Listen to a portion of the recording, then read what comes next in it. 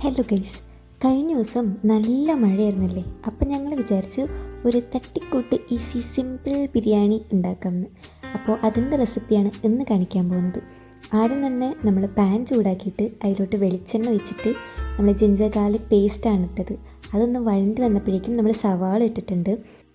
ഇനി അതിലോട്ട് നമ്മൾ മസാലകളാണ് ആഡ് ചെയ്യാൻ പോണത്. ഉപ്പ്, മുളക് പൊടി, ചിക്കൻ മസാല, ബിരിയാണി മസാല ഇത്രയും ഇട്ടിട്ട് അതിൻ്റെ ഒരു മണം മാറുന്നത് വരെ ഒന്ന് സോട്ട് ചെയ്തിട്ട് കുറച്ച് തൈര് ഒഴിക്കുന്നുണ്ട്.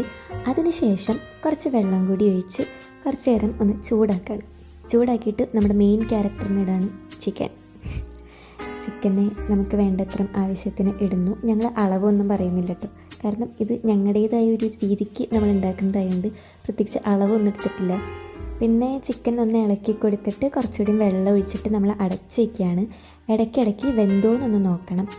ഇത് ഇവിടെ ഇരുന്ന് വേവണ സമയത്ത് നമ്മൾ സൈഡിൽ കൂടെ ബിരിയാണി റൈസിനുള്ള പരിപാടികൾ നോക്കുന്നുണ്ട്. റൈസിലോട്ട് നമ്മൾ പട്ട, ഗ്രാമ്പൂ, പിന്നെ കുറച്ച് ഡാൽഡ ഒക്കെ ഇട്ടിട്ട് നമ്മളൊന്ന് വേവിക്കാൻ വെച്ചിട്ടുണ്ട്. അതിൻ്റെ സൈഡിൽ കൂടെ നമ്മൾ ചിക്കൻ ചൂടാക്കി എടുത്തിട്ടുണ്ട്. ഇനി അതിലോട്ട് നമ്മൾ വേവിച്ച റൈസും കൂടി ഇട്ടിട്ട് കുറച്ച് ഗാർണിഷൊക്കെ ചെയ്ത് കുറച്ച് നെയ്യും ഒഴിച്ച് അടച്ച് വെച്ചിട്ട് കുറച്ച് നേരം ഫ്ലെയിം ചെയ്യണം. അപ്പോൾ നമ്മുടെ ചിക്കൻ ബിരിയാണി ഇവിടെ റെഡി ആയിട്ടുണ്ട്. അപ്പോൾ അത്രേ ഉള്ളൂ. ബൈ.